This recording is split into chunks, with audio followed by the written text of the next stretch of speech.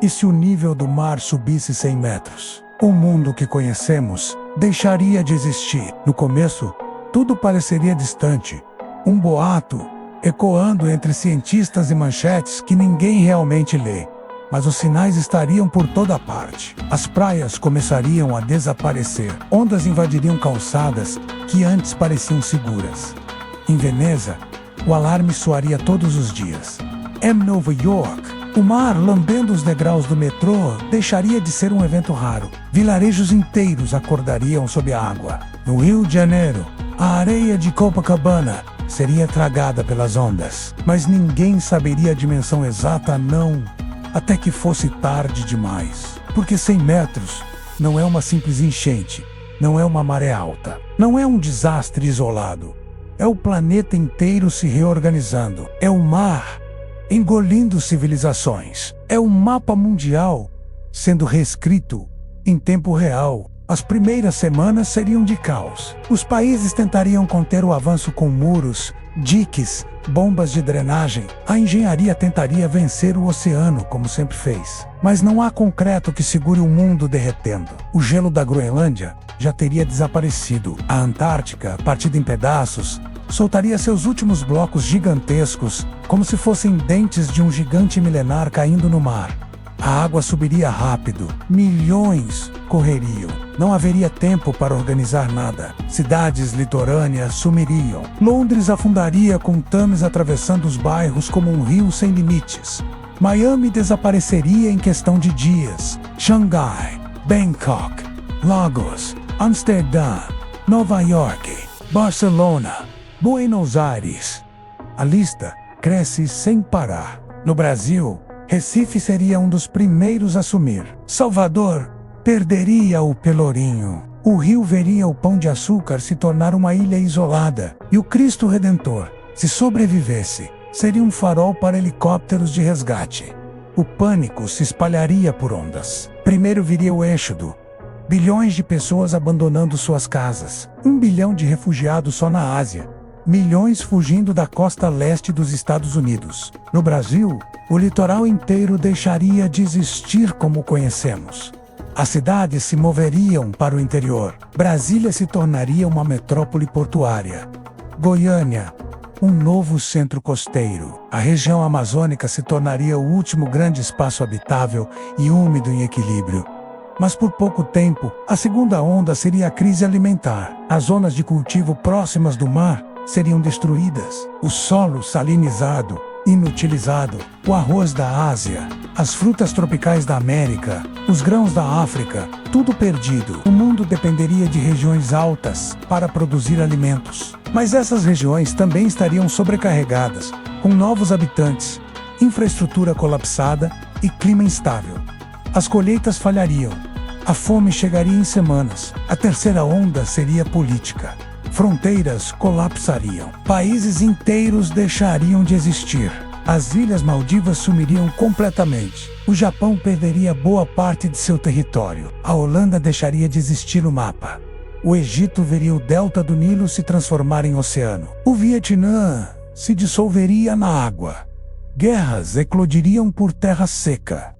Os governos não conseguiriam lidar. A ONU falharia em conter o colapso. Os tratados internacionais se tornariam letras mortas. As democracias seriam substituídas por estados de emergência. E os estados de emergência por regimes autoritários. Os exércitos seriam convocados não para proteger fronteiras, mas para organizar caos, distribuir alimentos, tentar manter a ordem em cidades sem energia, sem água potável, sem esperança. As redes de transporte seriam interrompidas.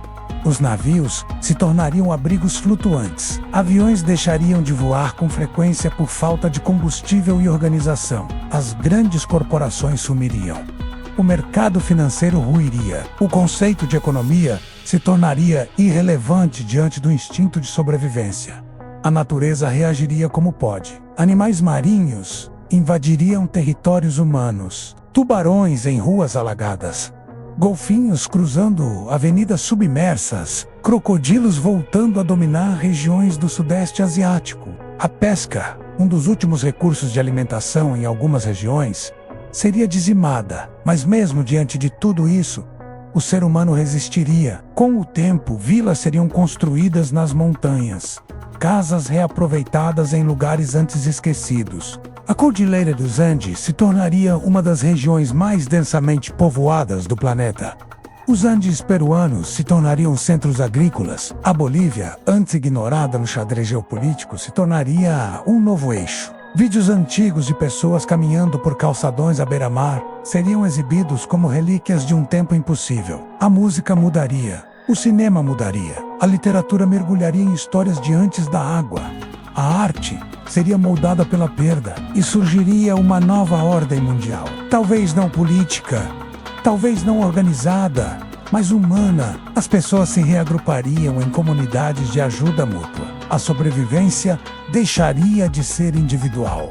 Pequenos centros de ciência e tecnologia tentariam salvar o que fosse possível. Estações de dessalinização seriam reconstruídas em regiões altas. Bibliotecas seriam salvas, porque o conhecimento, em tempos de escuridão, se tornaria sagrado. A ciência aprenderia a viver com menos. Os cientistas não teriam laboratórios caros, mas usariam criatividade. Inventariam formas de cultivar comida com pouca água, formas de armazenar energia com materiais simples, formas de filtrar ar e de purificar líquidos com o básico. A humanidade voltaria ao essencial, mas com a memória do que já foi capaz de criar. E então, após décadas, talvez séculos, uma nova civilização surgiria.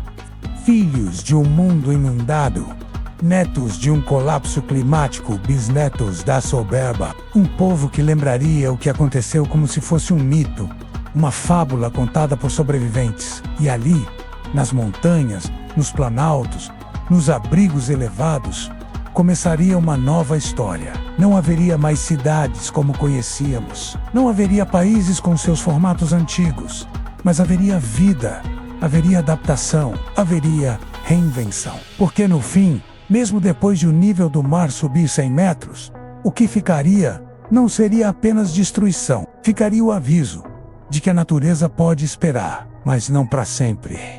Ficaria a lembrança de que tudo aquilo que parecia eterno era, na verdade, frágil. E talvez nesse novo mundo, as pessoas finalmente entendessem que o planeta não pertence a nós. Nós é que pertencemos a ele.